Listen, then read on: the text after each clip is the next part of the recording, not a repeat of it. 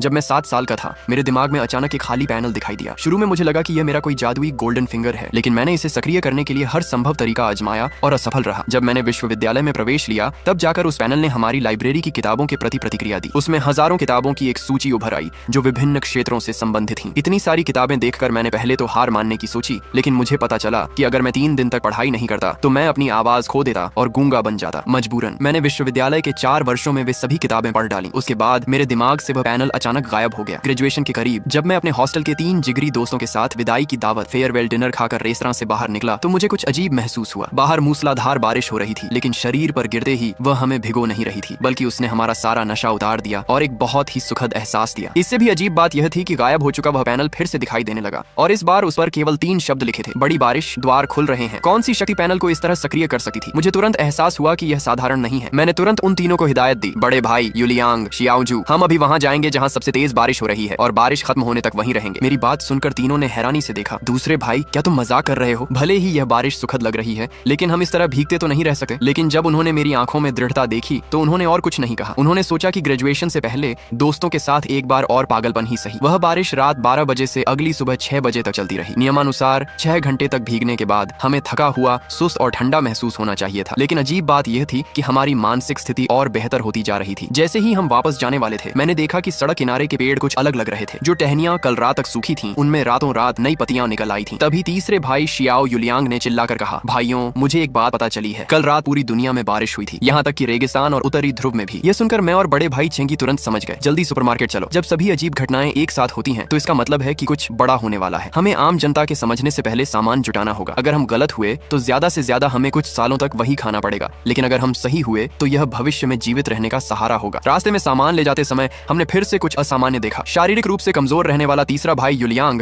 अब 40 किलो पानी की बाल्टी लेकर उड़ता हुआ जा रहा था, और हम बाकी 3 भी 200 पाउंड, लगभग 90 किलो भोजन आसानी से ढो रहे थे। यह स्पष्ट रूप से उस बारिश का प्रभाव था। सामान हॉस्टल लाने के बाद भी हमें लगा कि अगर सच में कयामत अपोकलिप्स आ रही है तो यह काफी नहीं है। अगले 4 घंटों में हमने अपने पास मौजूद सारा पैसा खर्च कर दिया। भरे हुए हॉस्टल को देखकर तीनों फिर से असमंजस में पड़ गए। दूसरे भाई, क्या तुम पक्के तौर पर कह सकते हो हमने अपना सब कुछ दांव पर लगा दिया है? मेरी नजर खिड़की के बाहर थी। देखो, कल जो घास काटी गई थी वह आज हमारी जांघों तक ऊंची हो गई है। यहाँ तक कि कीड़ों का आकार भी 2 से 3 गुना बढ़ गया है। क्या तुमने कभी ऐसा सुना है? तीनों ने एक दूसरे को देखा और सिर हिला दिया। फिर मैंने उन्हें घर पर फोन करके राशन जमा करने को कहा। आधे दिन के भीतर ही दुनिया भर के लोगों को असामान्यताओं का पता चल गया। सुपरमार्केट और स्टोर खाली कर दिए गए। कई लोगों ने बारिश में भीगने के बाद अपने शरीर में बदलाव महसूस किए थे। दुर्भाग्य से ड्रैगन देश चीन में बारिश आधी रात को हुई थी, इसलिए वहाँ कम लोग भीग पाए थे। हालांकि किसी ने नहीं सोचा था कि इस बारिश के 18 घंटे बाद फिर से मूसलाधार बारिश होगी। लेकिन इस बार बारिश का एहसास बहुत बुरा था। शरीर पर गिरते ही इसमें तेज चुभन महसूस हो रही थी और पानी से एक अजीब सी सड्डहन, स्टिंकिंग वाली गंध आ रही थी। सबसे महत्वपूर्ण बात यह थी कि मेरे दिमाग के पैनल ने कोई प्रतिक्रिया नहीं दी। मैंने तुरंत अपने तीनों दोस्तों को हॉस्टल के अंदर खींचा और उन्हें अपने परिवार को इस बारिश में न भीगने की चेतावनी देने को कहा। बड़ा भाई चेंगी अन्य छात्रों को भी अंदर बुलाने के लिए बाहर जाना चाहता था, लेकिन मैंने उसका हाथ पकड़ लिया। कोई फायदा नहीं है, वे हमारी बात नहीं मानेंगे। वैसे भी दोपहर से जब उन्हें राशन जमा करने की जरूरत महसूस हुई, उन्होंने हमें अलग थलग कर दिया है, और यह सिर्फ मेरा अंदाजा है। अगर मैं गलत निकला तो वे हमसे नफरत करेंगे। जल्द ही हमारे फोन पर आधिकारिक संदेश आया कि लोग तुरंत बारिश से दूर हट जाएं। स्कूल के रेडियो पर भी यही घोषणा हुई। फिर भी कई लोगों ने इसे अनदेखा किया और सोचा कि यह सरकार का झूठ है जो उन्हें शक्तिशाली बनने से रोकना चाहती है। सुबह 5 बजे जब मेरी नींद खुली तो बिजली गुल थी और बाहर अंधेरा था। जब उजाला हुआ तो हमने बाहर का नजारा देखा। कल तक जो खूबसूरत कैंपस था वह रातों रात एक खंडहर में बदल चुका था। पेड़ पौधे लगभग मर चुके थे और लोहे की रेलिंग तक गल चुकी थी। और भी भयानक बात यह थी कि जमा हुए पानी में कई लाशें पड़ी थीं जो गल चुकी थीं। अपने पुराने सहपाठियों को इस हालत में देखकर हम चारों सन्न रह गए। हमें गहरा एहसास हुआ कि कयामत, एंड ऑफ द वर्ल्ड, सच में आ चुकी है। जब हम अभी भी इस स्थिति को समझने की कोशिश कर रहे थे, तीसरे दिन की बारिश शुरू हो गई। इस बार बहुत से लोग बारिश में जाने की हिम्मत नहीं कर रहे थे, लेकिन जैसे ही बारिश की बूंदें मुझ पर पड़ी, मुझे लगा कि यह पहली वाली बारिश के समान थी, पर कुछ अलग भी। आखिर वह क्या था? फिर भी मैंने दृढ़ संकल्प के साथ अपने तीनों दोस्तों को बारिश में बाहर ले जाने का फैसला किया। अन्य छात्र देख रहे थे, लेकिन हिलने की हिम्मत नहीं कर रहे थे। वे शायद किसी आधिकारिक आदेश का इंतजार कर रहे थे। सटीक समाचार आने में देरी हुई, शायद इसलिए क्योंकि दूसरी बारिश ने अधिकांश संचार लाइनों को नष्ट कर दिया था। उन्हें जानकारी पाने के लिए पूरे 2 घंटे इंतजार करना पड़ा। आधिकारिक संदेश था, आदरणीय नागरिकों, कृपया तुरंत इस बारिश में प्रवेश करें। यदि कोई अस्वस्थता महसूस हो तो तुरंत हट जाएं। ये शब्द संक्षिप्त और सीधे थे। शायद देश के उच्च अधिकारियों को भी एहसास हो गया था कि मानवता एक अभूतपूर्व खतरे का सामना कर रही है और उन्हें पूरी जनता की शक्ति को एकजुट करना होगा। उस समय बारिश में भीगते हुए मैंने एक और विचित्र बात देखी। खाली पड़ा घास का मैदान आश्चर्यजनक गति से फैल रहा था, और दूसरी बारिश के बाद जीवित बचे कीड़े आकार में दर्जनों गुना बढ़ गए थे। दूर एक सिकाड़ा, एक प्रकार का कीट, आधे इंसान की ऊंचाई तक बढ़ चुका था। लेकिन अजीब बात यह थी कि इंसानों में इस बारिश से ऐसा कोई शारीरिक बदलाव नहीं दिख रहा था। जब हम हॉस्टल लौटे तब धीरे धीरे असामान्यताएं संभावनाएं सामने आने लगी। यदि पहली बारिश सुधार स्ट्रेंथनिंग थी और दूसरी छंटनी स्क्रीनिंग, तो तीसरी बारिश अपने साथ शक्तियां लेकर आई थी। बड़े भाई चेंगी ने मुका हवा में उठाया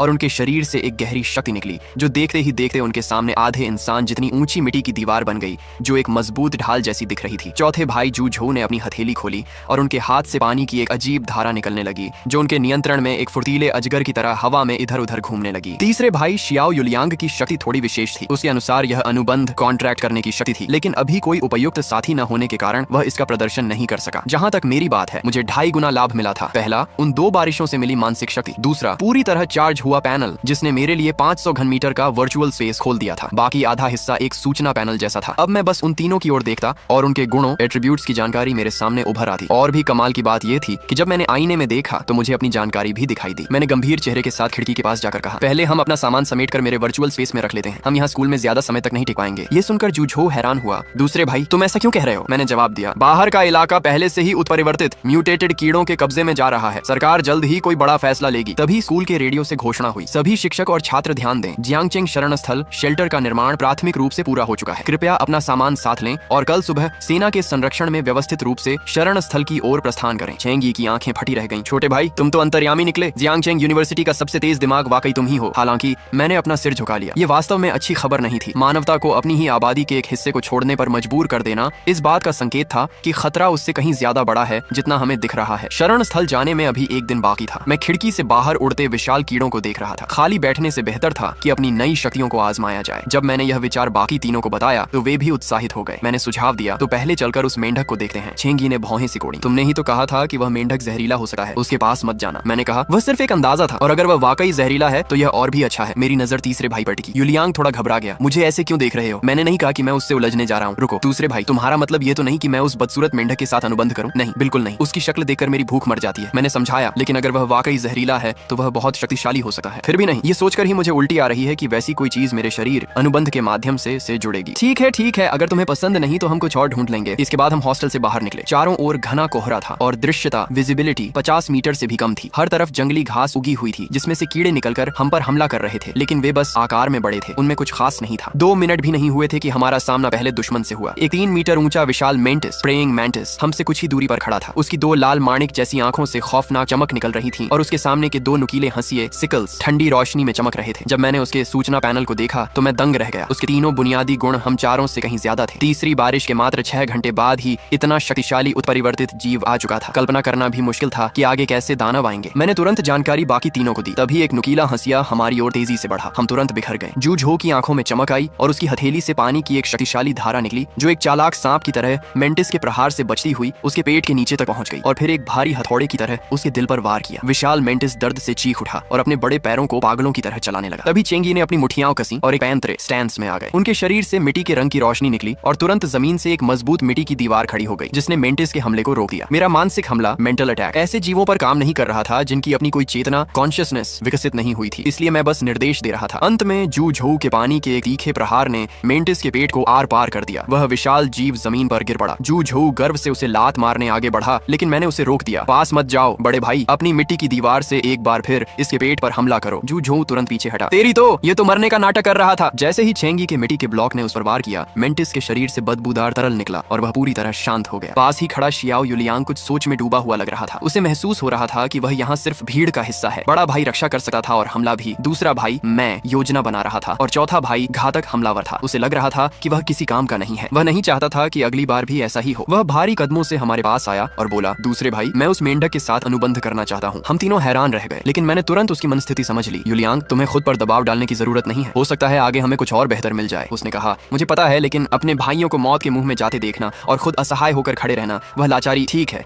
चलो पहले उस मेंढक की स्थिति देखते हैं और फिर फैसला करेंगे। जैसे ही हम चलने को तैयार हुए, मेरे दिमाग में उस विशाल मैंटिस की जानकारी बदल गई। नाम विशाल मेंटिस, स्तर प्रथम श्रेणी का उत्परिवर्तित जीव, स्थिति मृत, शेष मूल्य, नुकीले पंजे, हथियार के लिए अशुद्ध ऊर्जा केंद्र, कोर। ये देखकर मेरी आंखें चमक उठी। मुझे लग ही रहा था कि कुछ कमी है। ये तो लूटिंग इकट्ठा करने का समय था। मैंने वर्चुअल स्पेस से एक रसोई का चाकू निकाला और देखते ही देखते मेंटिस के दोनों नुकीले पंजों को काट दिया। हवा में उन्हें घुमा कर देखा। एक एक पंजा लगभग 25 किलो का था। यह मेरे और शियाओ युलियांग के लिए आत्मरक्षा के वास्ते काफी था। फिर मैंने उसके पेट से पिंग पोंग की गेंद के आकार का एक कोर निकाला। अभी उसका उपयोग नहीं पता था, इसलिए उसे स्पेस में रख दिया।